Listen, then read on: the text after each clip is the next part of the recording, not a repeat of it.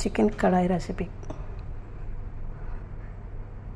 దీనికి కావాల్సిన లాల్ మిర్చ్, మిరియాలు, జీలకర్ర, ధనియాలు, సోప్ ఇవన్నీ రోస్ట్ చేసుకొని అల్కాసా ఫ్రై చేసుకొని పౌడర్ కొట్టి పెట్టుకోవాలి. ఇప్పుడు ఈ చికెన్కి కావాల్సిన సాల్ట్, కొద్దిగా గార్లిక్ జింజర్ పేస్ట్ మ్యారినేట్ చేసి పెట్టుకొని ఇప్పుడు కళాయిలో మస్టర్డ్ ఆయిల్ వేసుకొని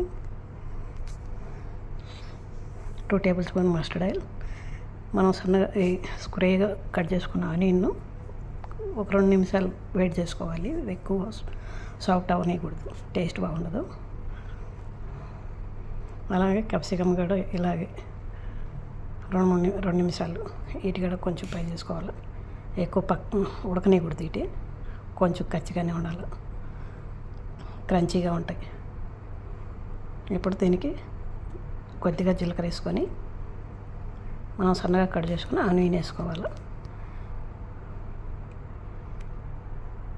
కొద్దిగా గార్లిక్ జింజర్ పేస్ట్ వేసి కొంచెం పసుపొడి, ఉప్పు వేసి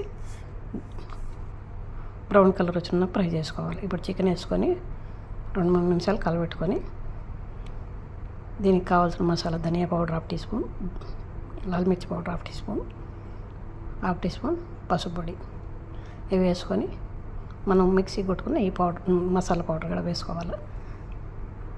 టమోటా, కెచప్ ఇవన్నీ వేసుకొని బాగా 2-3 నిమిషాలు కలబెట్టుకున్న తర్వాత మనం టమోటా ప్యూరీ కూడా వేసుకోవాలి. మిక్సీ కొట్టుకున్న టమోటా ప్యూరీ ఇవన్నీ వేసుకొని మసాలా బాగా ఫ్రై చేసుకోవాలి, పచ్చివాసన పోయినంత వరకు. ఇలా ఇప్పుడు మనకు కర్రీకి తగినన్ని నీళ్ళు వేసుకోవాలి, ఎక్కువ నీళ్ళు వేయకూడదు.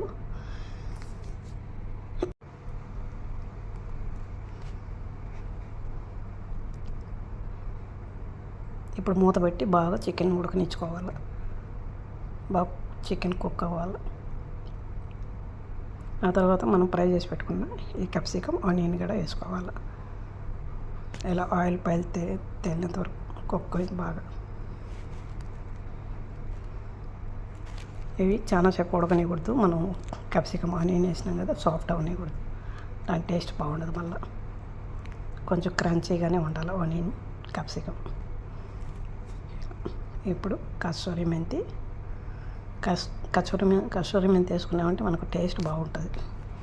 సన్నగా కట్ చేసుకున్న కొరియాండర్ లీవ్స్,